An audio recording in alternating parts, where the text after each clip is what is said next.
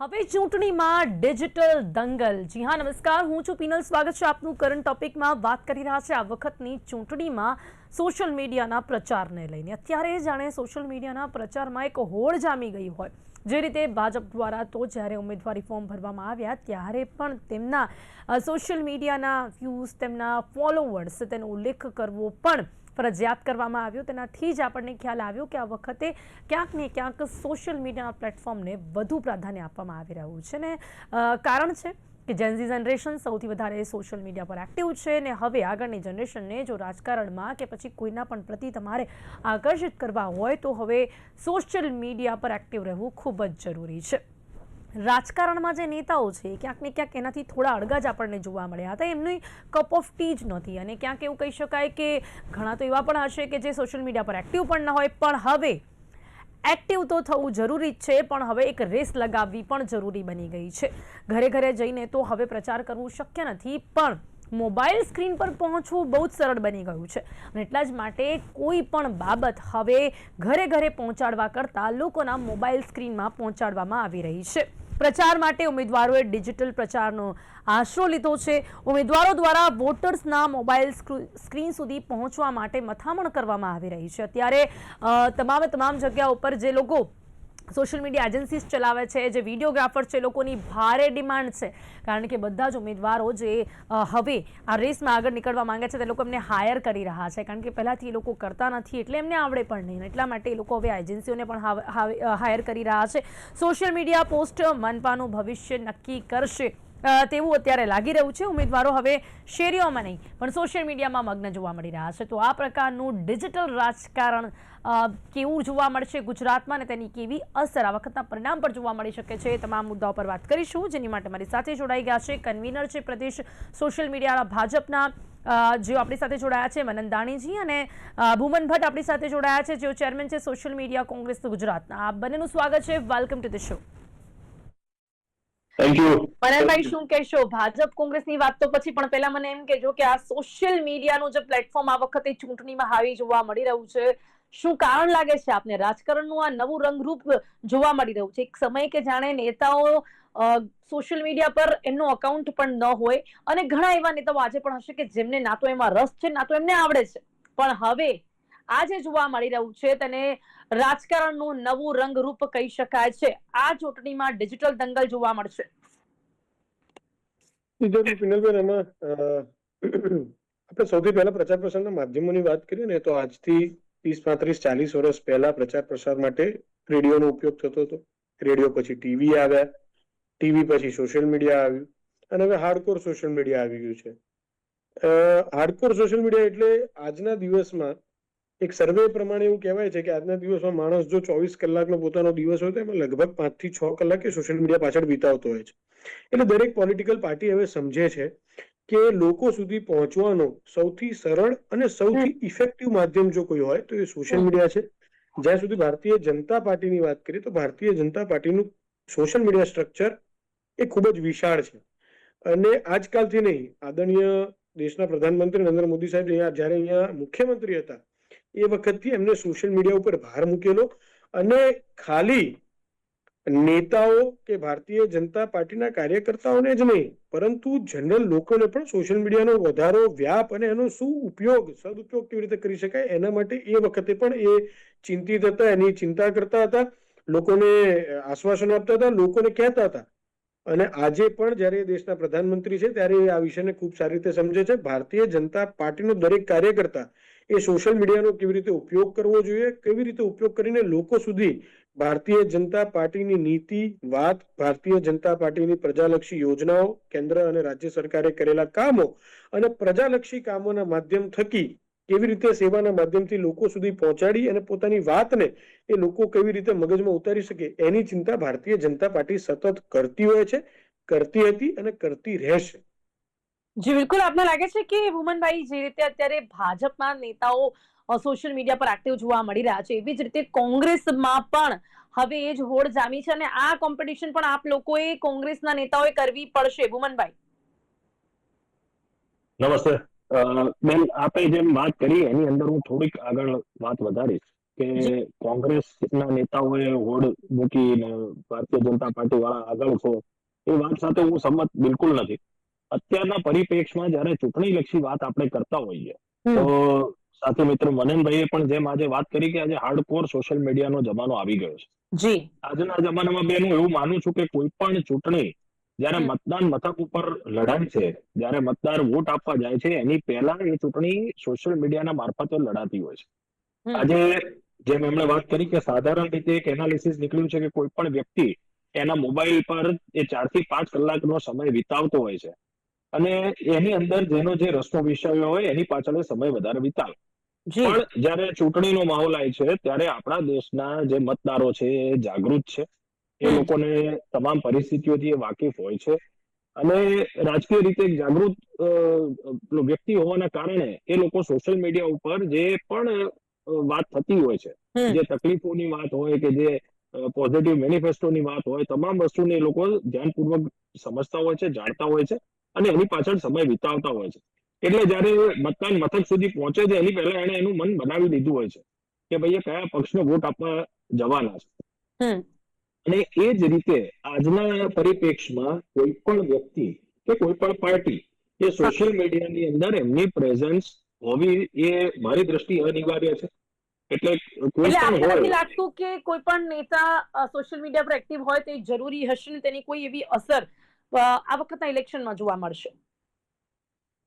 બેન આપના પ્રશ્નમાં થોડું કન્ફ્યુઝન છે, ફરીથી આપને કહીશ કે આપનો પ્રશ્ન ફરીથી પૂછો. ઉમનભાઈ, આપને નથી લાગતું કે આ વખતના ગુજરાતના આ ઇલેક્શનમાં કોઈ પણ ઉમેદવાર સોશિયલ મીડિયા પર એક્ટિવ હોય કે ન હોય તેની કોઈ અસર જોવા નહીં મળે પરિણામ પર? એટલે જરૂરી નથી સોશિયલ મીડિયા પર એક્ટિવ હોવું. ના બેન, મેં ઊંધી વાત કરી. મેં એવી વાત કરી કે કોઈ પણ વ્યક્તિએ સોશિયલ મીડિયા ઉપર એક્ટિવ રહેવું પડશે અને સ્પેશિયલી જયારે કોઈ પક્ષના જવાબદાર ઉમેદવાર હોય તો એમણે એમની જે કરેલી કામગીરી છે સોશિયલ મીડિયાના મારફતે બતાવવી પડશે. આજના જમાનામાં ઘણા લોકો ન્યૂઝ ચેનલો પણ નથી જોતા કે છાપા પણ નથી વાંચતા, પણ એ સોશિયલ મીડિયાના તમામ પ્લેટફોર્મને એ લોકો ફોલો કરતા હોય છે અને ક્યાંક ને ક્યાંક જો એ ઉમેદવારો એ વસ્તુ ના બતાડે તો મારી દ્રષ્ટિએ એમના કરેલા કામ એ જેટલા મોટા પ્રમાણમાં લોકો સુધી પહોંચાડવા માંગે છે તો એ પહોંચાડી નહીં શકે. પણ હું એ જ પૂછું છું કે તો કોંગ્રેસ પણ આ કોમ્પિટિશનમાં ઉતરવા તૈયાર છે? કારણ કે ભાજપના નેતાઓની તૈયારી આપણે જોઈ રહ્યા છીએ, કોંગ્રેસના નેતાઓ પણ આ જ રીતે આ ડિજિટલ દંગલમાં ઉતરવા માટે કેટલા તૈયાર? બેન, બધી જ રીતે કોંગ્રેસ પાર્ટી તૈયાર છે કે સોશિયલ મીડિયામાં ચૂંટણી લડવાની હોય કે ગ્રાઉન્ડ ઉપર લડવાની હોય. એટલે તમામ જગ્યાએ કોંગ્રેસ પાર્ટી બિલકુલ રેડી છે. સાથે સાથે પ્રજાએ એમનું મન બનાવી દીધેલું છે કે જે ગજાનો ભ્રષ્ટાચાર આ ભારતીય જનતા પાર્ટીના રાજમાં તમામ નગરપાલિકાઓમાં, મહાનગરપાલિકાઓમાં, જિલ્લા પંચાયતોમાં પણ જે કક્ષાનો ભ્રષ્ટાચાર કરવામાં આવ્યો છે તો લોકો એનાથી ક્યાંક ને ક્યાંક બહુ મોટા પ્રમાણમાં નાખુશ છે. એમણે એમનું મન બનાવી લીધું છે. એની ઉપરાંત આ વખતે જોયું હોય તો ભારતીય જનતા પાર્ટીમાં પણ જે અંદર ટિકિટને લઈને ઝઘડા થયા છે કે જે સ્થાનિક કાર્યાલયો સુધી પહોંચ્યા છે, સ્થાનિક ધારાસભ્યોના કાર્યાલયો સુધી પહોંચ્યા છે, તો તમામ વસ્તુ આપણને જોવા મળી જ છે કે ભાઈ અત્યારના ભારતીય જનતા પાર્ટીએ ક્યાંક ને ક્યાંક હાર ભારી લીધી છે. બીજી વસ્તુ કે કોંગ્રેસ પાર્ટીના જે કોઈ ઉમેદવારોએ ફોર્મ ભર્યા હતા એનાથી ભારતીય જનતા પાર્ટી એટલી બધી ભયભીત થઈ ગઈ છે કે એની અંદર સામ દામ દંડ ભેદ તમામ તંત્રને લગાડી કે અન્ય લુભામણી ઓફર આપીને કઈ રીતે ઉમેદવારોને તોડવા. ફરી વખત આપણે સોશિયલ મીડિયા પર જ આવી જઈશું. મનનભાઈ, શું કહેશો? શું ખરેખર આ કોમ્પિટિશનમાં કોંગ્રેસ પણ ટક્કર આપશે? અને કહ્યું કે ભાજપ ક્યાંક ને ક્યાંક ભયભીત છે. સ્થાનિક જે નેતાઓને ટિકિટ આપવામાં આવી છે તેમાં ચોક્કસ આંતરિક વિખવાદ તો ખુલીને સામે આવ્યો છે. મનનભાઈ, એક તો પહેલા કદાચ મારા મિત્ર ભૂમનભાઈને કદાચ નહીં ખ્યાલ હોય તો એમના ધ્યાનમાં દોરું. ભારતીય જનતા પાર્ટી એ ઇલેક્શન પહેલા, એટલે જ્યારે હજી ઉમેદવારો છે એમને એમના ક્રમાંક નંબર નથી મળ્યા એની પહેલા ઐતિહાસિક રીતે 10,000 માંથી 300 કરતા વધારે સીટો, એમાં નગરપાલિકા આવી ગઈ, કોર્પોરેશન આવી ગઈ, જિલ્લા પંચાયતની સીટ આવી ગઈ, તાલુકા પંચાયતની સીટ આવી ગઈ, 300 કરતા વધારે સીટો ભારતીય જનતા પાર્ટી બિનહરીફ રીતે જીતી ચૂકી છે. નંબર 1. નંબર 2, કોંગ્રેસની વાત બેન ના કરી એટલું જ સારું, કારણ કે હું તો ભાજપનો કાર્યકર્તા છું ને ભાજપની વાત કરવા આવ્યો છું. પરંતુ એ વસ્તુ કહેતા પણ હું જરાય પાછો નથી પડતો કે આજની તારીખે કોંગ્રેસની પાસે આ 10,000 સીટો પર લડી શકાય એટલા પણ કાર્યકર્તાઓ નથી. કાર્યકર્તાઓ શોધવા નીકળવા પડ્યું હતું. તમને ખ્યાલ હોય તો કોંગ્રેસ પાર્ટીએ QR કોડ નાખ્યો હતો અને QR કોડને સ્કેન કરો તો તમને ઉમેદવારી મળે. એટલે કાર્યકર્તાઓ નથી, એટલે ના નીતિ છે, ના નિયત છે, ના કાર્યકર્તા છે, ના પ્લાનિંગ છે, કશું જ નથી. અને ભારતીય જનતા પણ પાર્ટીની મનનભાઈ, સામે એમાં તો ઘણા લોકો એવું પણ કહ્યું કે કોંગ્રેસે ખુલીને ડિજિટલ પ્લેટફોર્મ તો આપ્યું, ભાજપે તો પહેલાથી નક્કી કરીને રાખ્યું. સેન્સ પ્રક્રિયા પર પણ સવાલો ઉભા થયા કે સેન્સ પ્રક્રિયા પર નામ માત્ર થઈ, જે લોકોના ડિસાઇડેડ હતા એ લોકોને ટિકિટ મળી ગઈ, ઇન્ફ્લુએન્સર્સને ટિકિટ આપી દીધી, ઘણા બધા કલાકારોને ટિકિટ આપી દીધી કે જેમના ફોલોઅર્સ વધારે હતા. પહેલી વસ્તુ એ બેન, અમારા ત્યાં લોકશાહીની પ્રક્રિયા છે. અમારા ત્યાં સીધી ટિકિટ નથી અપાતી, ગાડીમાં લેટર પેડ લઈને નથી ફરતા ભારતીય જનતા પાર્ટીના નેતાઓ કે ભાઈ જે આવે એમના યોગ્ય ઉમેદવારોને ટિકિટ આપી દે, એવું રીતે નથી થતું. અમારા ત્યાં બકાયદા બેન સિસ્ટમ છે કે દરેક જિલ્લામાં એક નહીં 3 નિરીક્ષક જાય, એ એના જિલ્લાના પ્રમુખ, પ્રભારી, એના ધારાસભ્યો, સાંસદ મંડળ એટલે વોર્ડના પ્રમુખ, એના મહામંત્રીઓ, એ બધા જ અપેક્ષિત શ્રેણીના લોકો જોડે બેસે, ત્યાં ચર્ચા થાય, ચર્ચાની અંદર સંકલન થાય.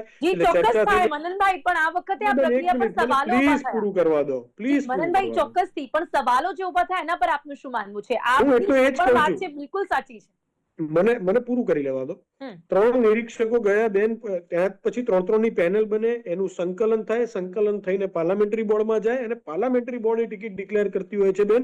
એ કોઈ વોર્ડનો કે પ્રમુખ કે મહામંત્રી ડિક્લેર નથી કરતું.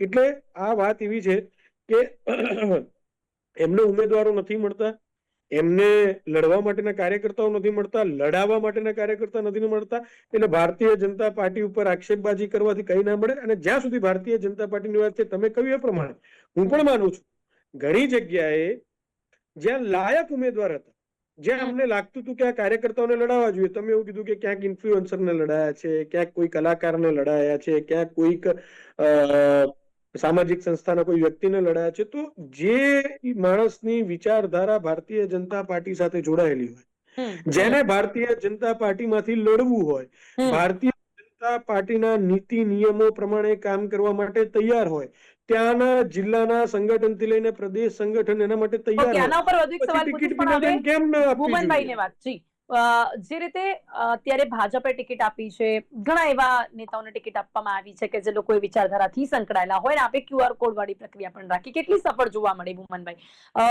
ઘણી બધી જગ્યાઓ પર ખુલીને સામે આવ્યું કે કોંગ્રેસને ઉમેદવારો નતા મળતા. આ એક ડિજિટલ પ્રોસેસ પણ આપ લઈને આવ્યા, છતાં પણ એમાં કેટલી સફળતા મળી?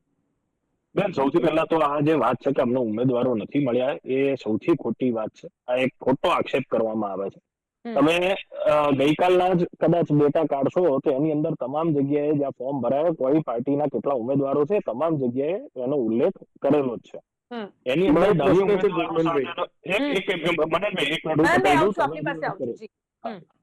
આમાં જે ડમી ઉમેદવારો સાથેનો જે આંકડો હતો એ ભારતીય જનતા પાર્ટીનો અને કોંગ્રેસનો એ લગભગ સિમિલર હતો. બરાબર? એટલે એ વાત સૌથી પહેલા તો બિલકુલ પાયા વિહોણી છે કે ભાઈ કોંગ્રેસ પાસે ઉમેદવારો નથી મળ્યા. કોંગ્રેસ પાસે તમામ જગ્યાએ બિલકુલ સક્ષમ ઉમેદવારો મળ્યા છે અને એ પ્રમાણે કામ આગળ થયું છે. બીજી વસ્તુ કે આજે મનનભાઈ એમ કીધું કે ભાઈ પક્ષની વિચારધારા સાથે સંકળાયેલા હોય અને એ લોકો પાર્ટીની અંદર આખી આ સિસ્ટમ છે ને બધી કમિટીઓ ને એમની પાર્લામેન્ટરી બોર્ડ ને જે બી કહેવાતું હોય ભારતીય જનતા પાર્ટીમાં, એ ટિકિટ ડિક્લેર કરે તો સેમ પ્રક્રિયા તમામ પક્ષમાં હોય. આજે કોંગ્રેસ પાર્ટીની પણ પ્રક્રિયા એ રીતની જ છે, છતાં બી અમે લોકોએ ડિજિટલ પ્લેટફોર્મ એક આપ્યું કે નવા લોકો, ઈચ્છુક લોકો પાર્ટીમાં જોડાવા ઈચ્છા ધરાવતા હોય તો પોતાનો બાયોડેટા અંદર શેર કરે અને પોતે જો એવું કામ કર્યું હોય કે જેના અંદર કંઈક ફાયદો થતો હોય તો એવું એક ઉદાહરણ અમારે અત્યારના યાદ આવે છે ને એક નામ આપું છું. આમાં અનેક લોકો છે. માનો કે રાજકોટની અંદર આજે આભા દેસાઈને કોંગ્રેસ પાર્ટીએ ટિકિટ આપી છે, તો એમને પબ્લિક જોડે સંકળાયેલા એમના વર્ષોના કરિયરમાં રહેલા છે, તે લોકો માટે કામ કરવા ઈચ્છુક હતા અને એ જ વ્યક્તિ એવું ઈચ્છા ધરાવતો હોય કે ના, મારે કોંગ્રેસ પક્ષના મેન્ડેટ પરથી ચૂંટણી લડવી છે અને લોકો માટે કામ કરવું છે, તો અમારી પાર્ટી એવા લોકોને પણ આવકારે છે. જી બિલકુલ બીજી વાત કે જી જે મારા સાથી મિત્રોએ વાત કરી કે ભાઈ પક્ષની વિચારધારા સાથે હું એમની જગ્યાએ એમને ખોટા નથી ગણતો, એ સંનિષ્ઠ કાર્યકર છે એમના પક્ષના અને એમના મુબારક. પણ સાથે હું એમને એટલું કહું કે મનનભાઈ, તમારા પક્ષની વિચારધારા સાથે જે જોડાયેલા હોય એને ટિકિટ મળે ને એ બધી વાત હવે આપણે છોડી દો. અમારા કોંગ્રેસમાંથી લોકોને લઈને ગયા છે, ત્યાં એ લોકોને ટિકિટ આપી છે, એમને મિનિસ્ટરો બનાવ્યા છે, એમને કોર્પોરેશનમાં સારી જગ્યાએ સ્થાન આપ્યા છે, મેયર બનાવ્યા છે. કદાચ આ તો બહુ હવે પક્ષની એવા આ વિચારધારા આક્ષેપો મને હવે ખરેખર બહુ જૂના લાગે છે. ચલો આપણે ફરી બેક ટુ ધી સબ્જેક્ટ આવી જઈએ. ડિજિટલ દંગલ બેન એક પ્રશ્ન હતો ભૂમનભાઈને ખાલી પૂછવો હતો, જી જી જી આપ અનુમતિ આપતા હો તો. જી જી જી ઝડપથી પ્લીઝ. આપે ભૂમનભાઈ એવું કીધું કે બધી જ જગ્યાએ લડવા માટે અમારા ઉમેદવારો છે. મારે ખાલી અમને એટલું જ પૂછવું છે કે 10,000 સીટ ઉપર ઇલેક્શન થઈ રહ્યું છે, શું ખરેખર 10,000 સીટ ઉપર કોંગ્રેસ પાસે ઉમેદવાર છે? બિલકુલ, તમારે જોઈતો તો હું ડેટા તમને શેર કરી આપીશ. ચોક્કસ. હું એવું નહીં, આખા ગુજરાતને આ ડેટાની જરૂર છે ને આખું ગુજરાત પૂછી રહ્યું છે કે ખરેખર 10,000 સંપૂર્ણપણે 300 સંપૂર્ણપણે તમે ના 26 ના. તો ખબર પડશે ને મનનભાઈ 26 લગભગ એકાદ બે દિવસમાં જ ઇલેક્શન કમિશનર ડિક્લેર કરશે કે ચલો પણ એક્ઝેક્ટ તો આપણને ખ્યાલ આવી જ જશે જ્યારે આ ઇલેક્શન કમિશન ડિક્લેર મનનભાઈ, ત્યારે. હું- ઓકે મનનભાઈ, મને હવે એક વસ્તુ પિલાલભાઈ, તમને મંજૂરી કે આ જે તમે digital મંજૂરી આપતા હો દંગલ તો છે, હું બી એક પ્રશ્ન પૂછી શકું મનનભાઈને? જી બિલકુલ, મને લાગે છે કે આપ બંને એકબીજાને આજે સવાલ કરી શકો છો. મારી કદાચ જરૂર નથી. જી ભુવનભાઈ, બોલો બોલો. મનનભાઈ, મને હા. તમે એવું કહો, તમને શ્યોરિટી છે કે ભારતીય જનતા પાર્ટી કોઈ પણ સંજોગોમાં કોંગ્રેસમાંથી જે ઉમેદવારોએ નોમિનેશન કર્યા છે એ લોકોના પાછા ખેંચાવવા માટેના પ્રયત્ન નથી કરી રહી અને ભારતીય એ લોકોને જનતા પાર્ટીના ચૂંટણી કાર્યકર્તા એક મિનિટ, હું પતાવી દઉં. મનનભાઈ, ક્વેશ્ચન અને પૂછી લેવા દો એ પહેલા લોકો મનનભાઈ, પછી આપણે જે જવાબ પણ આપો. કોંગ્રેસ પક્ષના જે ઉમેદવારો છે એમને ફ્રી એન્ડ ફેર રીતે ચૂંટણી લડવા માટે એક માહોલ ઊભું, આપણે કમ્ફર્ટ ઝોન ઊભો કરી શકીએ એવી પરિસ્થિતિ છે ભારતીય જનતા પાર્ટી દ્વારા? જી મનનભાઈ. હા, ચોક્કસપણે ગુજરાતમાં જેટલું શાંતિપ્રિય રીતે અને ગુજરાતમાં જેટલું સારી રીતે ઇલેક્શન થાય છે, હું માનું છું ત્યાં સુધી આખા દેશમાં આટલો સારો માહોલ ક્યાંય નથી હોતો. નંબર 1. નંબર 2, ભારતીય જનતા પાર્ટીના એક કાર્યકર્તા તરીકે હું તમને બાહેંધરી આપું છું અને કાલે આનો જવાબ અમારા પ્રદેશના નેતા ગોરધનભાઈ ઝડફિયા ઓલરેડી બધા જ ન્યૂઝ ચેનલોને આપી ચૂક્યા છે કે ભારતીય જનતા પાર્ટીનું એક પણ જગ્યાએથી કોઈ પણને ફોન કરીને એવું કહેવામાં નથી આવતું, એ પછી બીજી હોય કે ત્રીજી કોઈ પણ પાર્ટીના, કે તમે ફોર્મ પાછા ખેંચી લો. જી બિલકુલ. અને ભુવનભાઈ, આપના કાર્યકર્તાઓ સંપર્ક કરે તો શું એ પણ વિચારી લેવું. હા, પાછા અમારી પાસે એવું પણ હોય રેકોર્ડિંગો છે કે છે. જે આપના ઉમેદવારોને આપને ભૂગર્ભ ઉતારવા પડે છે, કારણ કે એ લોકો પણ સંપર્ક કરતા જોવા મળે છે. ઓકે મનનભાઈ, હવે અમારી મારી પાસે રેકોર્ડિંગો છે.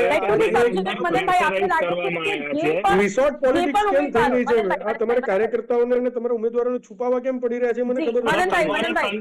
એ વિષય ઉપર સબ્જેક્ટ માટે આપણે જો ચૂંટણી એ વિષય ઉપર ચર્ચા માટે આપણે ફરી ચર્ચા કરીશું, પણ please back to the subject. Mananbhai, આપને લાગે છે કે સોશિયલ મીડિયા પર જેટલા લાઇક્સ અને વ્યૂઝ મળતા હોય કે પછી જેટલા ફોલોઅર્સ હોય, એ બધું ક્યાંક વોટમાં કન્વર્ટ થઈ શકશે? આપને ખબર છે, આપ પણ સોશિયલ મીડિયા સાથે સંકળાયેલા છો, કે જે જનતા, જે પબ્લિક સોશિયલ મીડિયા પર છે એ જનતા વોટ કરે છે, એ જનતા એટલે એ લોકો એવી રીતે જ વિચારે છે કે અહીંયા જે અમને જોવા મળી રહ્યું છે એ વ્યક્તિ જે કંઈ પણ આ બતાવી રહ્યું છે એનું ક્યાં તો પછી એનું જે કન્ટેન્ટ ક્રિએટ કરી રહ્યું છે એ વ્યક્તિ અમારી માટે સેવા પણ કરશે. આ બંને બાબતો કેટલી અલગ લાગે છે આપને? અને શું લાગે છે આપને કે ખરેખર જેટલા ફોલોઅર્સ છે, જેટલા વ્યૂઝ છે, વોટમાં કન્વર્ટ થશે? મનનભાઈ, હું જ્યાં સુધી ફોલોઅર્સની વાત કરું તો ફોલોઅર્સ કરતા ઘણા વધારે સંખ્યામાં ભારતીય જનતા પાર્ટીને વોટ મળતા હોય છે. નંબર 1. નંબર 2, કે ચૂંટણીમાં કેટલા વોટ કઈ પાર્ટીને મળશે અથવા કોને મળશે એ વ્યૂઝ પરથી ના નક્કી થઈ શકે, પણ વ્યૂઝ પરથી એટલું ચોક્કસ નક્કી થઈ શકે બેન કે સોશિયલ મીડિયાનું કામ માહોલ બનાવવાનું છે. 26 તારીખે જ્યારે ઇલેક્શન છે ત્યારે સોશિયલ મીડિયા આખા ગુજરાતમાં સોશિયલ મીડિયાના માધ્યમથી ભારતીય જનતા પાર્ટી શું કામ કરે છે, ભારતીય જનતા પાર્ટીના ઉમેદવારો કયા છે, ઉમેદવારો કેવા છે, કેવા લોકોને ઉમેદવારો બનાવ્યા છે, એ લોકોએ શું કામ કર્યા છે, ભારતીય જનતા પાર્ટીએ કોર્પોરેશનમાં શું કામ કર્યા છે, ભારતીય જનતા પાર્ટીએ સરકારમાં શું કામ કર્યા છે, ભારતીય જનતા પાર્ટીની કેન્દ્ર સરકારે શું કામ કર્યા છે, આ બધું અમે સોશિયલ મીડિયાના માધ્યમથી લોકો સુધી પહોંચાડીએ છીએ. અને એ વાત કહેવામાં પણ હું જરાય નાનપ નથી અનુભવતો કે લોકોએ એને પોતાના માથે લઈને સ્વીકારી છે. લોકો એને સ્વીકારે છે એટલા માટે લોકો ભારતીય જનતા પાર્ટીને ગમાડે છે, અને ગમાડે છે એટલા માટે લોકો ભારતીય જનતા પાર્ટીને જીતાડે પણ છે. ઓકે, તો ભુવનભાઈ, આ જે ડિજિટલ કોમ્પિટિશન છે એમાં ભાજપે જે માહોલ બનાવ્યો છે, જે પ્રકારે એમના નેતાઓના સોશિયલ મીડિયાના અકાઉન્ટ્સ છે, જે કોઈ પણ કાર્યક્રમ હોય એની જે આખી રીલ જોવા મળતી હોય છે, જો લોકો સુધી પહોંચતી હોય છે, એમાં અઢળક વ્યૂઝ હોય છે, લાઇક્સ હોય છે, કોંગ્રેસ એમાં આપને ક્યાં જોવા મળી રહી છે? ના ના બેન, આની અંદર સામે કોંગ્રેસ પાર્ટીના જે કોઈ આપણા જે ક્રિએટિવ્સ ક્યાં તો એને ડિઝાઇન કહી શકાય, એ જે કંઈ સોશિયલ મીડિયામાં સર્ક્યુલેટ થયા છે, મારી દ્રષ્ટિએ આજના સમયમાં સ્વયંભૂ તમામ જગ્યાએ લોકો પોતાની રીતે સર્ક્યુલેટ કરી રહ્યા છે. કારણ કે પ્રજાને જે લાગતા વળગતા પ્રશ્નો છે એને વાચા આપવાનું કામ સોશિયલ મીડિયાના મારફતે કર્યું છે, અને એના તમામ મુદ્દાઓનો ઉલ્લેખ અમે એમાં કરતા હોઈએ છીએ. એટલે આજના પરિપ્રેક્ષમાં જો કદાચ જોવા જઈએ તો લોકો સ્વયંભૂ એ વસ્તુઓ પોતાના વોલ ઉપર કે પ્રોફાઇલમાં અપલોડ કરતા હોય છે, શેર કરતા હોય છે, અને એને આગળ સર્ક્યુલેટ પણ કરતા હોય છે. એટલે આની અંદર માનો કે સત્તાધારી પક્ષ તરીકે એમણે અત્યાર સુધી રાજ કર્યું, અને કોર્પોરેશનોમાં, ભુવનભાઈ, આપને નથી લાગતું કે પંચાયતોમાં તમામ જગ્યાએ એ લોકો ડિજિટલી જે હોય, છબી દર્શાવવામાં આવે છે અને વાસ્તવિકતા કંઈક અલગ હોય છે? હું બેન એ જ વાત કરું છું. આની અંદર સાથે સાથે જેમ એ નાનપ નથી અનુભવતા મારા સાથી મિત્ર કે ભાઈ આમાં પ્રજા એમને ભરપેટ આશીર્વાદ આપ્યા છે, નિર્વિવાદ વસ્તુ છે, પણ સાથે હું એમ કહું છું કે એમણે જયારે પ્રજાએ આશીર્વાદ આપ્યા છે તો ભારતીય જનતા પાર્ટીએ એટલું પણ સામે એમને રેસિપ્રોકેટ કરવું જોઈએ, ના કે કરપ્શનના એના ગિફ્ટ આપીએ. આપણે સામે ભ્રષ્ટાચારની ભેટ એ લોકોને આપીએ પ્રજાને, તો એ વસ્તુ કેટલા ઊંચે વ્યાજબી. તમે આજે જે પુલ કાંડ મોરબીમાં થયો એની વાત કરો, હરણીની અંદર જે બોટકાંડ થયો એની વાત કરો, તક્ષશિલા સુરતમાં જે આગની ઘટના બની એની વાત કરો, રાજકોટમાં ટીઆરપી ગેમ ઝોનમાં જે થયું એની વાત કરો, અમદાવાદમાં આપણા પુલ તૂટ્યા એની વાત ના, પણ બેન એ બધા મુદ્દાઓ જ છે. જી બિલકુલ, એ મુદ્દાઓ પર પણ ચર્ચા હવે તો જ્યાં સુધી ઇલેક્શન છે ત્યાં સુધી આપણી ચર્ચા થતી જ રહેશે, પણ આપણે ઉલ્લેખ ના કરીએ. એટલે મનનભાઈ, ફરી એ પૂછવા માંગીશ આપને કે આપને નથી લાગતું કે ડિજિટલ જે આ પ્રચાર વધી રહ્યું છે એના કારણે જે જનસંપર્ક હોય છે, ઘરે ઘરે જઈને નેતાઓ જે મળતા હોય છે, એનો સમય હવે એમને એટલો ન મળી શકે, કારણ કે જો તમે ડિજિટલ ઉપર વધારે ભાર મૂકશો તો ક્યાંક એ નહીં કરી શકો, અને રૂબરૂ મળવાથી જે આત્મીયતા બંધાય છે એ સોશિયલ મીડિયામાં શક્ય છે? મનનભાઈ, વિનોદબેન, આમાં થોડો હું તમારી વાતમાં થોડો ડિફર કરું છું. એનું કારણ છે, ભારતીય જનતા પાર્ટીની 1980માં સ્થાપના થઈ ને ત્યારથી ભારતીય જનતા પાર્ટી અને એની પહેલા જનસંઘ અમે ક્યારેય લોકો સાથે અમારો નાતો તોડ્યો નથી. એનું કારણ છે, ભારતીય જનતા પાર્ટી બેન 365 દિવસ કોઈક ને કોઈક કાર્યક્રમના માધ્યમથી લોકોની વચ્ચે રહે છે. અમે કોઈ બીજી ત્રીજી પાર્ટી નથી કે અમે ખાલી ને ખાલી ચૂંટણી આવે એટલે લોકોની સામે આવવાનું, ચૂંટણી ગયા પછી લોકોની સામે જતા રહેવાનું. એ કાર્યક્રમ ભાજપ કરતું નથી. હું તમને એવા 10 કાર્યક્રમ બતાડી શકું કે જે છેલ્લા 10 દિવસમાં ભારતીય જનતા પાર્ટીએ કર્યા હશે. એના સિવાય જ્યારે તમે વાત કરો છો કે લોકોની સાથે સંપર્ક ઓછો થાય છે, હું આ વાતમાં સહેમત એટલા માટે નથી કારણ કે જ્યાં બી અત્યારે આપણે એવું સમજીએ છીએ કે આખા ગુજરાતમાં સ્થાનિક સ્વરાજની 10,000 કરતા વધારે સીટો ઉપર ઇલેક્શન થઈ રહ્યા છે. પિનલબેન, દરેક વોર્ડમાં, દરેક તાલુકા પંચાયતમાં, દરેક જિલ્લા પંચાયતના જેટલા પણ વોર્ડ છે એ વોર્ડ એકમો ઉપર કોઈક જગ્યાએ 100, કોઈક જગ્યાએ 150, કોઈક જગ્યાએ 200 કાર્યકર્તા સવાર, બપોર, સાંજ અને રાત, સવારે રાઉન્ડમાં જાય, બપોરે રેલી કાઢે, સાંજે ફરી રાઉન્ડમાં જાય અને રાતે બેન સોસાયટીની બેઠકો કરે અથવા શેરીની બેઠક કરે અથવા ખાટલા બેઠક કરે. સવારે રાઉન્ડમાં જાય તો પત્રિકા વિતરણ કરે, સાહિત્ય વિતરણ કરે, પ્રચાર પ્રસાર કરે. એટલે જ્યાં સુધી ભારતીય જનતા પાર્ટીની વાત છે, બે વસ્તુમાં માનું છું પિનલબેન, બે વસ્તુમાં, ફરીથી કહું છું, બે વસ્તુમાં માનું છું. જેટલું જરૂરી ગ્રાઉન્ડ સંપર્ક છે એટલું જરૂરી સોશિયલ મીડિયા છે, અને જેટલું જરૂરી સોશિયલ મીડિયા છે એટલું જરૂરી ગ્રાઉન્ડ સંપર્ક છે. કહેશો જે ડિજિટલ દંગલ જોવા મળી રહ્યું છે તેની અસર પરિણામોમાં કેટલી જોવા મળી શકે છે, શું કહેશો આપ અંતમાં? બેન, આ વખતે પ્રજાએ પોતાનું મન બનાવી લીધું છે. એ કોંગ્રેસ પાર્ટીને જંગી બહુમતીથી મત આપી વિજય બનાવશે. તમામ જિલ્લા પંચાયતોમાં, કોર્પોરેશનમાં, તાલુકાઓમાં તમે જોઈ શકશો કે કોંગ્રેસ પાર્ટીનો તિરંગો લહેરાશે અને પ્રજા ભરપેટ આશીર્વાદ કોંગ્રેસ પક્ષને આપવા જઈ રહી છે. ડિજિટલ જંગ પણ લડવી જ પડશે, કારણ કે જે દેખાય તે બેઠકની નીતિ અત્યારે જોરમાં છે. આમાં બેન ભારતીય જનતા પાર્ટીના રાજમાં એમણે તંત્ર ખિસ્સામાં રાખેલું છે, તમામ ડિપાર્ટમેન્ટના ખિસ્સામાં રાખેલા છે. એટલે અમારે તો તમામ ક્ષેત્રમાં જ્યાં જ્યાં લોકશાહી બચાવવા માટેના પ્રયત્ન અમે કરી શકીએ, હું એ જ વાત કરી રહ્યો છું કે અમારે લોકશાહી બચાવવા માટેના જે કઈ પ્રયાસો કરવા પડે, જે માધ્યમોનો ઉપયોગ અત્યારે કરી શકીએ વન ટુ મેની કોન્વર્ઝેશનની અંદર, એ તમામ, એટલે એમાં સોશિયલ મીડિયા એનું એક પાર્ટ છે. એ તમામ જગ્યાએ અમારે કરવું પડે અને અમે અમારી રીતેના થતા તમામ પ્રયાસો કરીશું અને લોકોના પ્રશ્નોને વાચા આપતા રહીશું. લોકોને જીતવાનો પ્રયાસ કરતા રહો. સમય અહીંયા સમાપ્ત થાય છે. મનનભાઈ, ભુવનભાઈ, આપ બંને મારી સાથે ચર્ચામાં જોડાયા તે બદલ આપનો ખૂબ ખૂબ આભાર. Thank you so much.